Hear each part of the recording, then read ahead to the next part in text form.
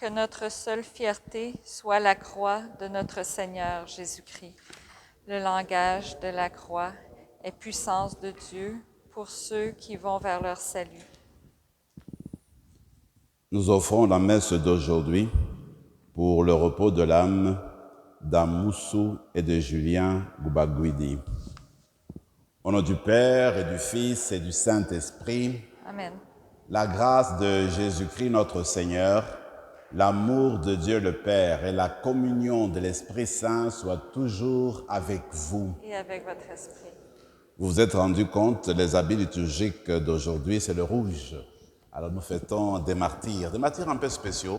Ce sont les martyrs vietnamiens au 19e siècle. Et puis presque 120 personnes qui ont déclaré leur foi au Seigneur et qui ont accepté la mort.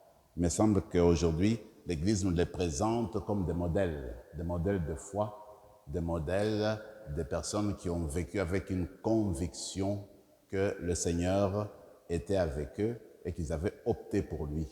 Alors au début de cette messe, nous allons demander cette grâce-là spéciale pour que, comme les martyrs vietnamiens, que nous apprenions au jour le jour d'opter toujours pour Dieu, quoi qu'il arrive.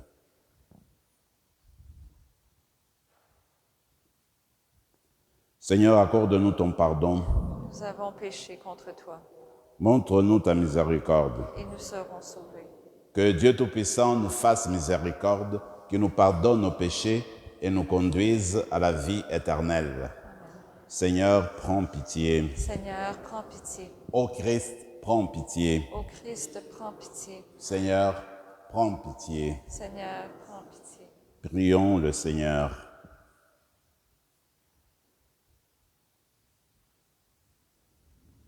Seigneur Dieu, source et origine de toute paternité, tu as donné aux saints martyrs André et ses compagnons la grâce d'être fidèles à la croix de ton Fils jusqu'à l'effusion de leur sang. Accorde-nous, par leur intercession, de propager ton amour parmi nos frères et nos sœurs, afin de pouvoir être appelés enfants de Dieu et l'être vraiment. Par Jésus-Christ, ton Fils, notre Seigneur, qui vit et règne avec toi dans l'unité du Saint-Esprit, Dieu, pour les siècles des siècles. Amen.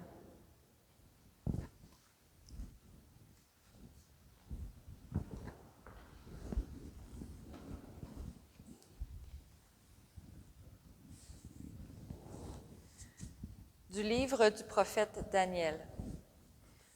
En ces jours-là, le roi Balthazar donna un somptueux festin pour les grands du royaume au nombre de 1000, et il se mit à boire du vin en leur présence. Excité par le vin, il fit apporter les vases d'or et d'argent que son père, Nabuchodonosor, avait enlevés au temple de Jérusalem. Il voulait y boire avec ses grands, ses épouses et ses concubines. On apporta donc les vases d'or enlevés du temple, de la maison de Dieu à Jérusalem. Et le roi, ses grands, ses épouses et ses concubines s'en servirent pour boire.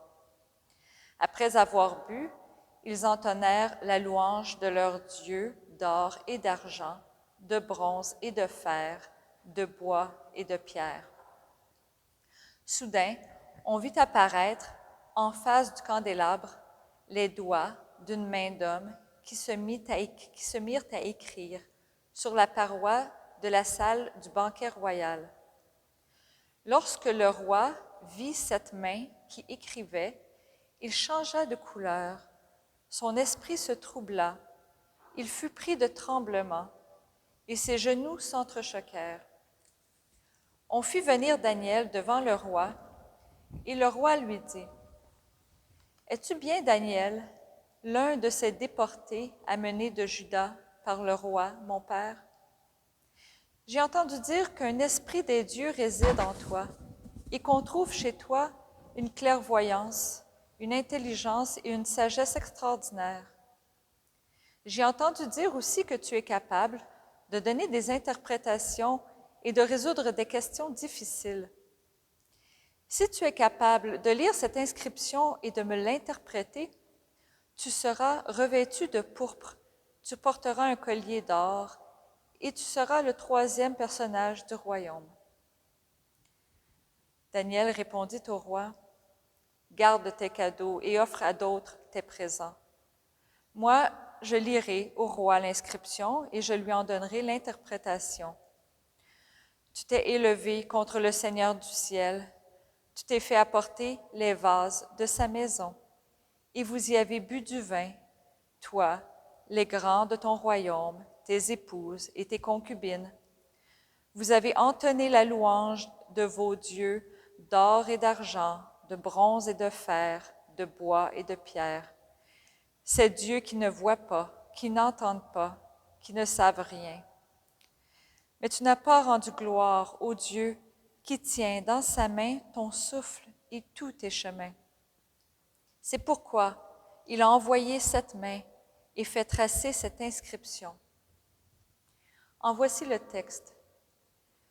Menez, menez, Tekel, Upharsin.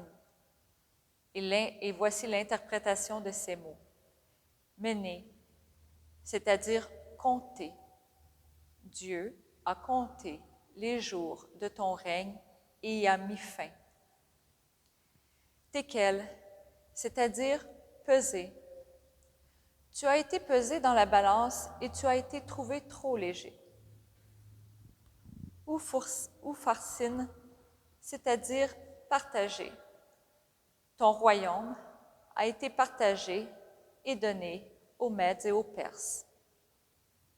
Parole du Seigneur. Rendons grâce à Dieu.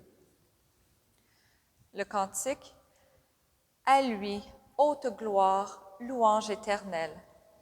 À lui, haute gloire, louange éternelle. Vous, le soleil et la lune, bénissez le Seigneur. À lui, haute gloire, louange éternelle. Et vous, les astres du ciel, bénissez le Seigneur. À lui, haute gloire, louange éternelle. Vous toutes, pluies et rosées, bénissez le Seigneur.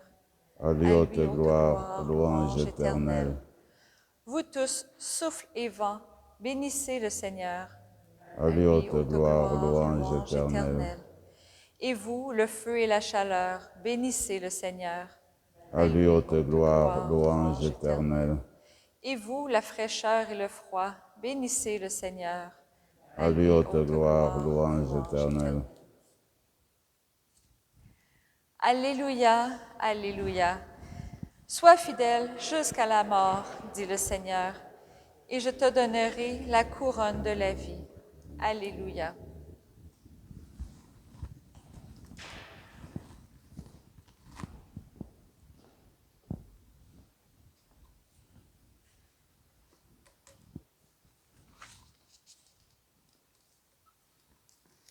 Le Seigneur soit avec vous. Avec votre esprit. Évangile de Jésus-Christ selon saint Luc.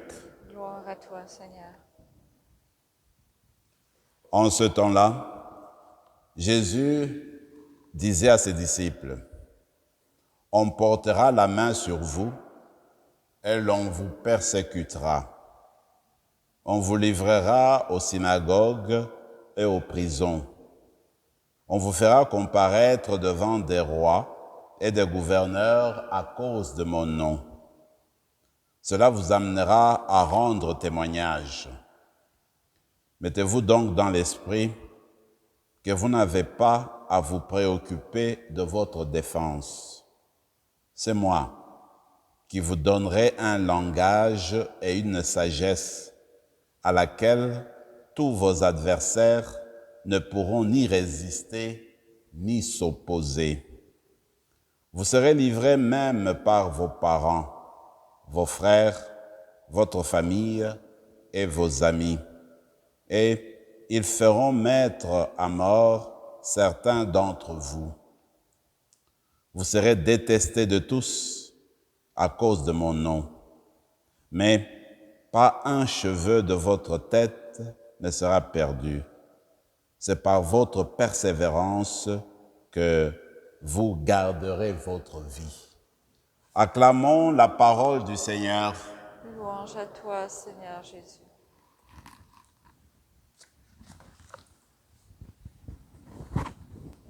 La première lecture nous met devant un personnage historique qui était rempli de lui-même, rempli de pouvoir, un but de puissance, et puis il avait de la suffisance parce que il ne pouvait attendre rien de personne.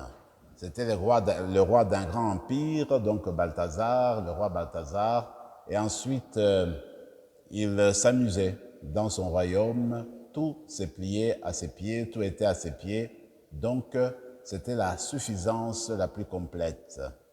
Et voilà que même dans ses folies, il s'est dit, pourquoi ne pas utiliser les coupes qui étaient dans le temple de Jérusalem, qui étaient des coupes consacrées, pourquoi ne pas les utiliser et les boire ensemble avec mes amis, avec les personnes avec qui je festoie.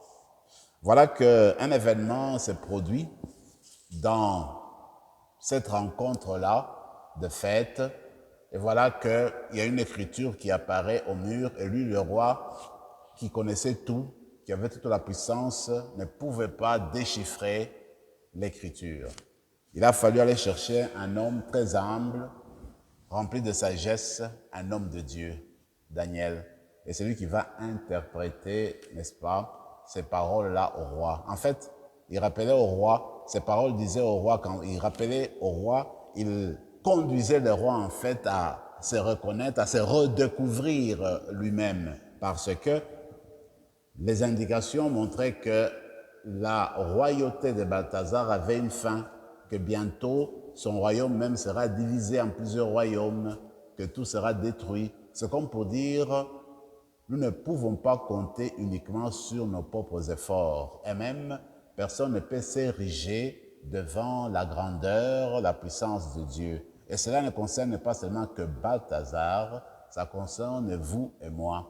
Il me semble que le Seigneur, c'est vrai, dans cette terre, nous a laissés libres et nous sommes invités à opter pour lui. Mais maintenant, dans notre liberté, il me semble qu'il y a toujours cette place-là de rendre gloire à Dieu, de glorifier le nom de Dieu à cause de sa grandeur, à cause de ce que nous sommes, parce que nous sommes venus de lui. Notre être tel que nous sommes tire son origine de lui.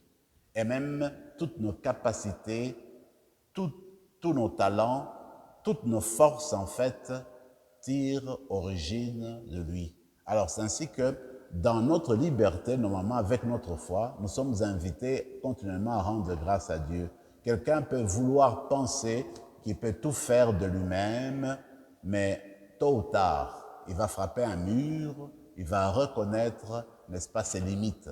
Et cela, c'est évident. Dans notre monde d'aujourd'hui, nous sommes des personnes limitées, limitées par le temps, limitées par l'espace.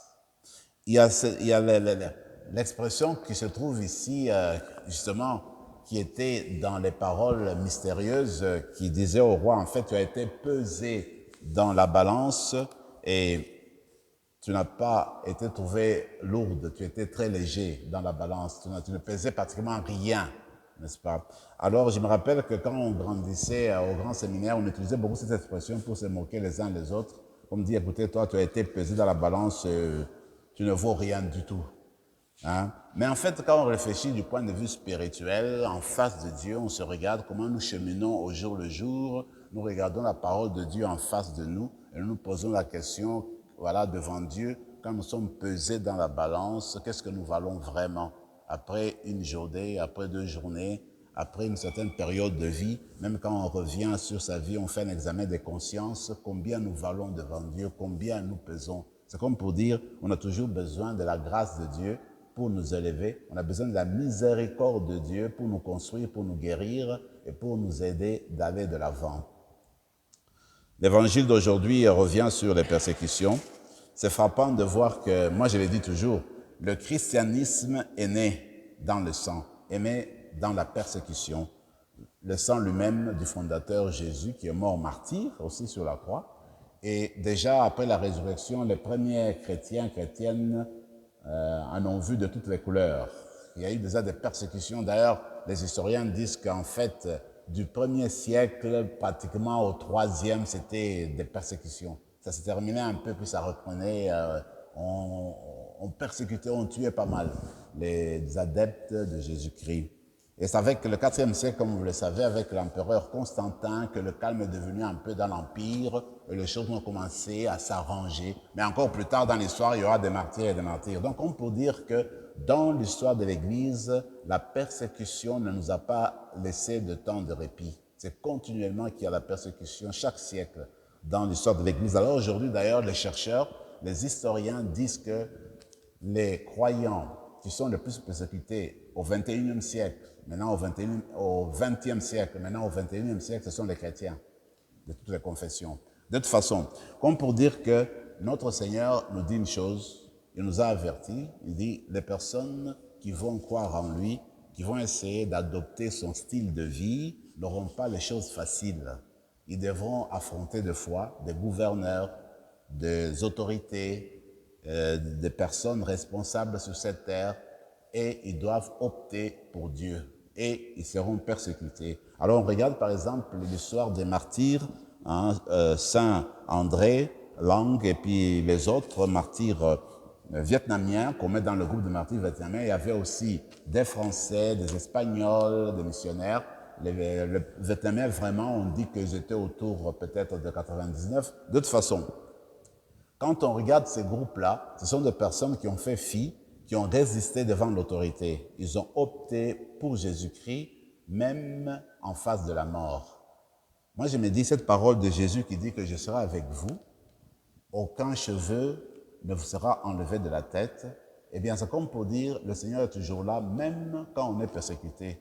Souvent, je me suis posé la question, même comment ça se fait que ces personnes-là ont pu résister devant tant de souffrances et continuer à croire en Jésus-Christ. Et Jésus-Christ le dit, je serai là, ne vous en faites pas, c'est moi qui parlerai en votre nom. Personnellement, je crois de plus en plus à ces paroles-là. Vous pouvez regarder aujourd'hui, si vous cherchez, vous allez dans d'autres pays, vous allez voir comment les chrétiens meurent, sont morts en fait depuis un temps, et ils sont morts dans la foi, dans l'acceptation de Jésus, malgré tout.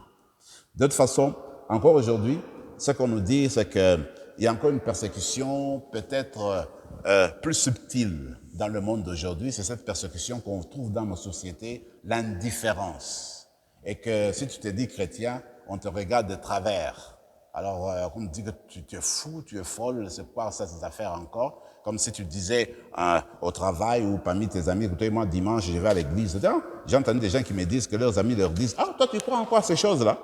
Alors, comme pour dire, en fait, c'est une autre sorte de persécution, en fait, une autre sorte de rejet, c'est-à-dire qu'on n'accepte pas ce que tu es, on n'accepte pas ta foi. Mais encore là, il faut encore continuer à s'imposer ce qu'on est.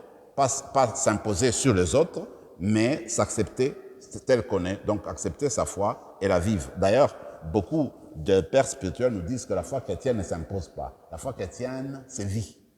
Alors, on nous voit vivre, et puis, tu donnes ta foi. Je donne l'exemple aux enfants, quand ils viennent ici, je dis, regardez, nous avons des lampes qui sont mortes ici. Il y en a une là, il y en a deux en arrière. Alors, il faut veiller à ce qu'il faut les enlever. Alors, je dis, la foi chrétienne, en fait, c'est comme une lampe.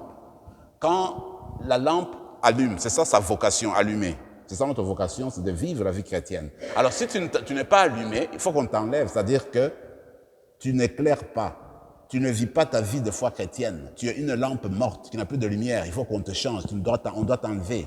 Alors notre vocation à nous, c'est d'éclairer. C'est pas s'imposer, la lumière ne s'impose pas, c'est sa propre nature d'éclairer. Alors quand la lumière n'éclaire pas, il n'y a plus de lumière. C'est la même chose que nous. Alors notre travail, notre vocation, c'est d'éclairer. On n'éclaire pas en s'imposant, on éclaire en étant ce qu'on est, chrétien, aimer à la manière de Dieu, accepter les personnes à la manière de Dieu. Et quand on fait face à la persécution, face à la difficulté, on se tourne vers Jésus pour demander sa force de passer à travers. Alors nous allons continuer à célébrer notre messe en louant le nom du Seigneur d'abord, pour tant de martyrs. Mais aujourd'hui, de manière spéciale, pour les martyrs qui sont sortis du Vietnam au 19e siècle, et profitons de cette occasion pour prier pour l'Église du Vietnam, afin qu'elle demeure une église forte, une église qui porte témoignage à Jésus-Christ. Nous savons bien qu'en Asie, en fait, la religion qui domine le plus, c'est le bouddhisme, beaucoup plus. Alors, on sait que ces chrétiens, eh bien, ils vivent leur foi, ils essaient de vivre dans le dialogue. Eh bien, on va prier pour qu'ils continuent à porter témoignage et que par leur témoignage, eh bien, ils participent à la à l'édification d'un monde meilleur, à l'édification de la civilisation de l'amour. Amen.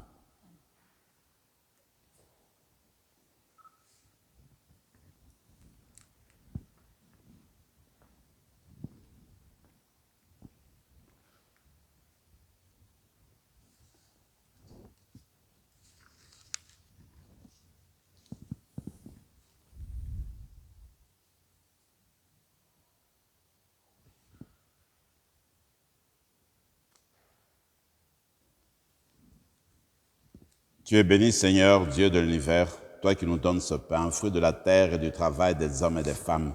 Nous te le présentons, il deviendra le pain de la vie. Béni soit Dieu, maintenant et toujours.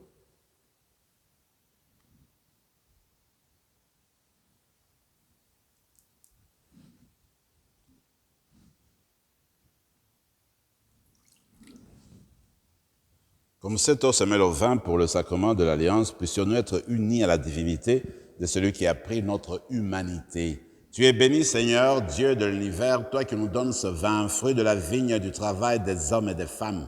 Nous te le présentons, il deviendra le vin du royaume éternel. Béni soit Dieu, maintenant et toujours. Humbles et pauvres, nous te supplions, Seigneur, accueille-nous, que notre sacrifice en ce jour trouve grâce devant toi. Lave-nous de nos fautes, Seigneur, purifie-nous de nos péchés.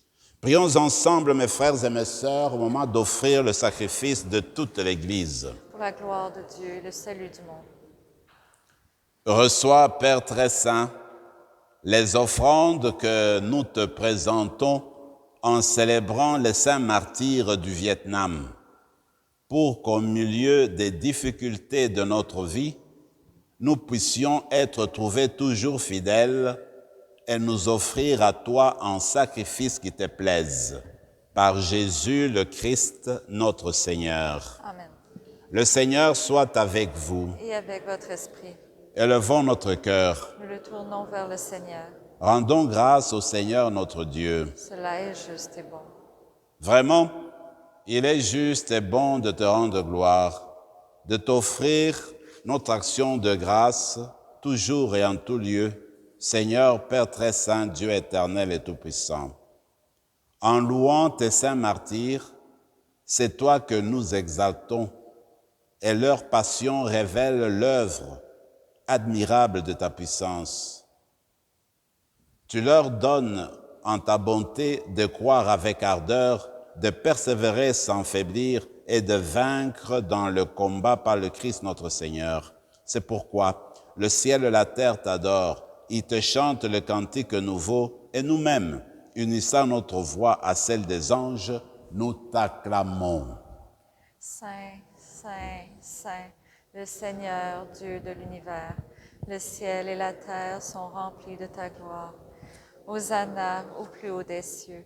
Béni soit celui qui vient au nom du Seigneur. Hosanna au plus haut des cieux.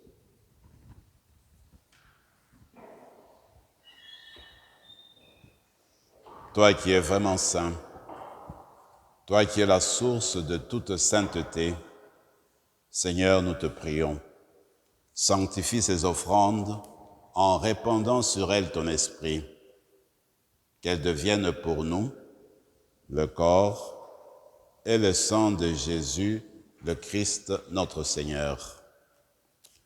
Au moment d'être livré et d'entrer librement dans sa passion, il prit le pain, il rendit grâce, il le rompit et le donna à ses disciples en disant « Prenez et mangez-en tous, ceci est mon corps, livré pour vous. »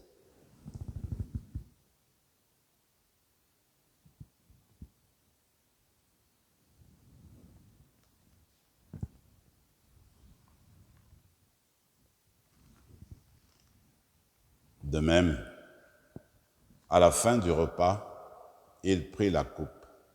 De nouveau, il rendit grâce et la donna à ses disciples en disant « Prenez et buvez-en tous, car ceci est la coupe de mon sang, le sang de l'alliance nouvelle et éternelle, qui sera versé pour vous et pour la multitude en rémission des péchés. Vous ferez cela en mémoire de moi. »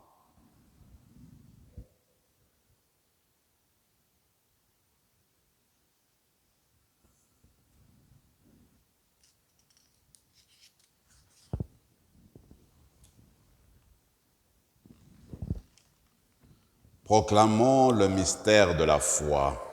Gloire à toi qui étais mort, gloire à toi qui es vivant, notre Sauveur et notre Dieu. Viens, Seigneur Jésus. En faisant mémoire de ton Fils, de la mort et de la résurrection de ton Fils, nous t'offrons, Seigneur, le pain de la vie et la coupe du salut. Et nous te rendons grâce, car tu nous as estimés dignes de nous tenir devant toi pour te servir. Humblement, nous te demandons qu'en ayant part au corps et au sang du Christ, nous soyons rassemblés par l'Esprit Saint en un seul corps. Souviens-toi, Seigneur, de ton Église répandue à travers le monde. Fais-la grandir dans ta charité, en union avec notre pape François, notre évêque Marcel et tous les évêques, les prêtres et les diacres. Souviens-toi de notre frère Amousso et Julien, de nos frères Amousso et Julien, que tu as appelés auprès de toi. Puisqu'ils ont été baptisés dans la mort de ton Fils, accorde-leur de participer à sa résurrection. Souviens-toi aussi de nos frères et sœurs qui se sont endormis dans l'espérance de la résurrection. Et souviens-toi, dans ta miséricorde, de tous les défunts. Accueille-les dans ta lumière auprès de toi. Sur nous tous, enfin, nous implorons ta bonté. Permets qu'avec la Vierge Marie, la bienheureuse Mère de Dieu, avec Saint Joseph, son époux, les apôtres, Saint Rémy et tous les saints qui ont fait ta joie au long des âges, nous ayons part à la vie éternelle et que nous chantions ta louange et ta gloire par ton Fils Jésus le Christ. Par lui, avec lui et en lui, à toi, Dieu le Père Tout-Puissant, dans l'unité du Saint-Esprit, tout honneur et toute gloire pour les siècles des siècles. Amen.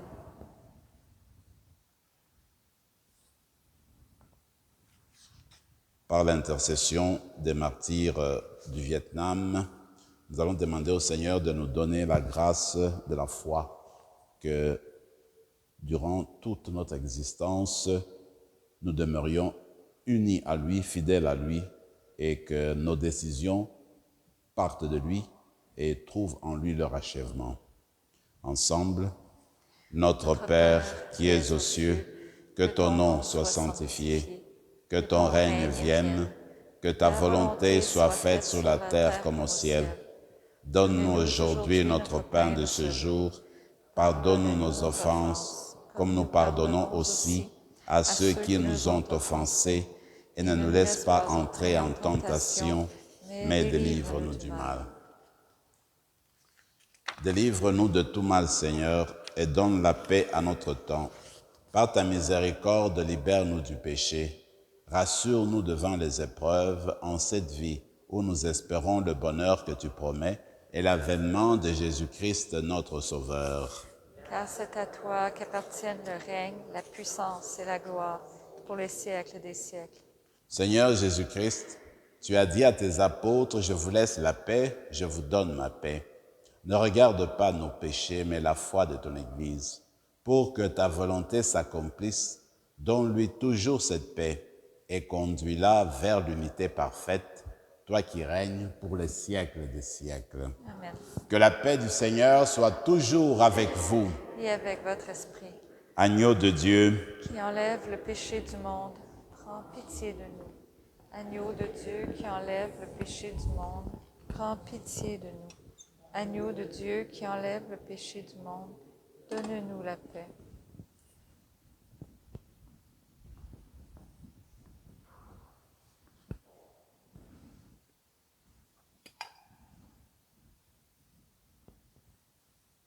que le corps et le sang de Jésus-Christ réunis en cette coupe, nourrissons-nous la vie éternelle.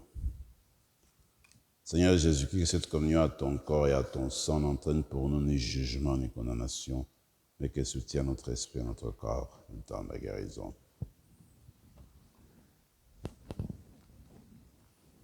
Heureux les invités au repas du Seigneur. Voici notre Sauveur. Il est l'agneau de Dieu qui enlève le péché du monde.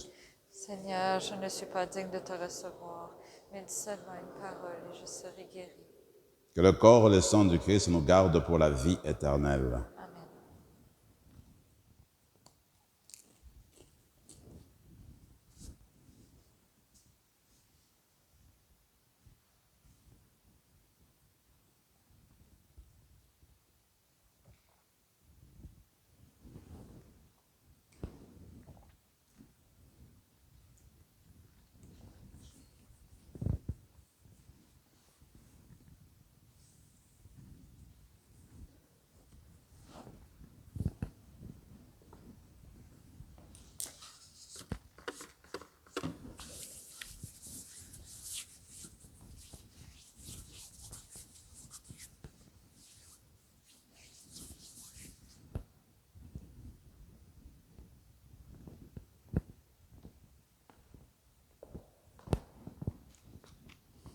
Corps du Christ.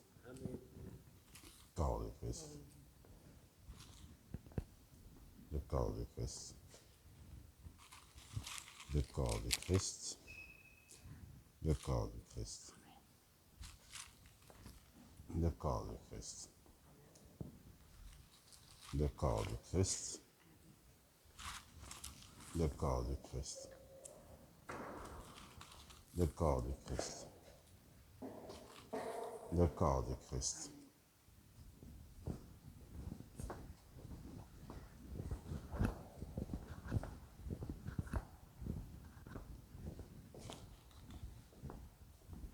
Le corps du Christ. Le corps du Christ. Le corps du Christ. Le corps du Christ. Le corps du Christ.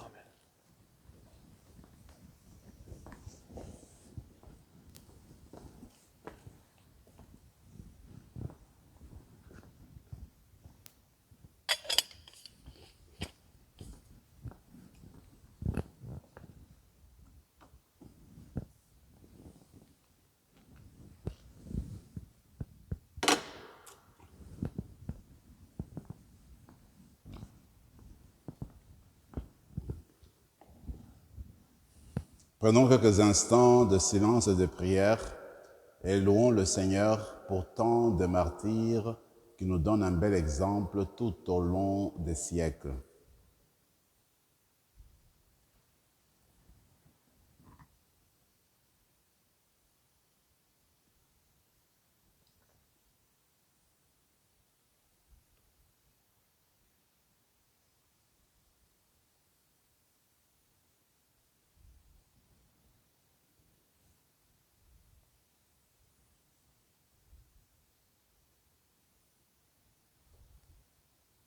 Heureux ceux qui sont persécutés pour la justice.